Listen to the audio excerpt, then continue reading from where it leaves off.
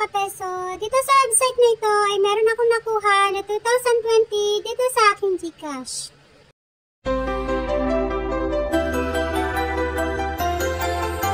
Ay mag-register tayo, ilagay yung ating mobile number, yung mga captcha ilagay natin dito, maglagay ng password, yung invitation code, automatic na yan kapag pinindot ko yung ating link na nasa description, pindutin ang register na button. Pagka nakapag-register na nga dito, ay meron tayo makukuhang libreng 20 sa ating balance. Dito sa website nito ay merong dalawang paraan para kumita. Unahin muna natin yung kanilang referral program, pumunta dito sa My More at pindutin ang referral link. I-copy lang natin ito at ibahagi sa ating mga social media accounts, katulad sa Facebook, Instagram, pwede rin ito sa ating Messenger.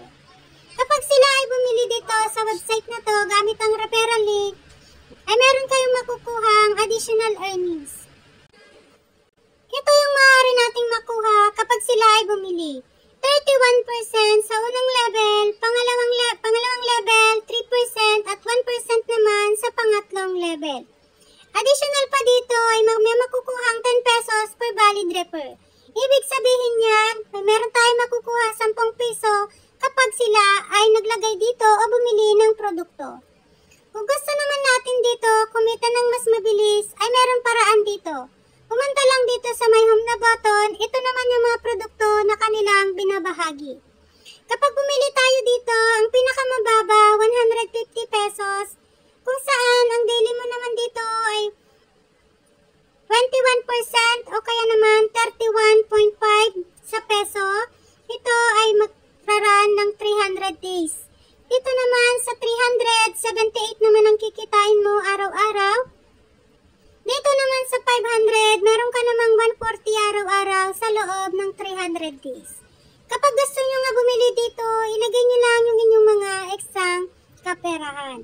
At dito halimbawa, napili natin ng 150 pesos, pindutin nyo lang iyan at pindutin nyo ito para ma-direct kayo sa inyo pong mga GCash account.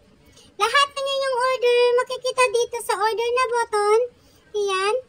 At kapag meron tayong sapat na balance, ay pwede na natin yan ilabas. Pumunta lang kayo ulit dito sa My More at pindutin naman itong Bind Bank Card.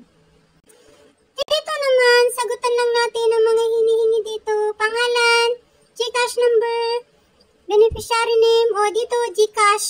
Yung pipindutin natin dyan, pindutin ang Submit na button. At pagkatapos nga yan, pindutin naman natin ito para mailabas natin yung ating earnings. Ang pinakamababa dito na pwede nating ilabas ay 100 pesos. At ito nga, you can withdraw money 5 times a day. Ilagay dito kung magkano yung amount at pindutin ang button na ito. Kung makikita nyo nga dyan, success na yung ating request. Ganun lamang po yung ways of earnings dito sa website na ito. Hanggang dito na lamang po itong ating tutorial. Maraming salamat po.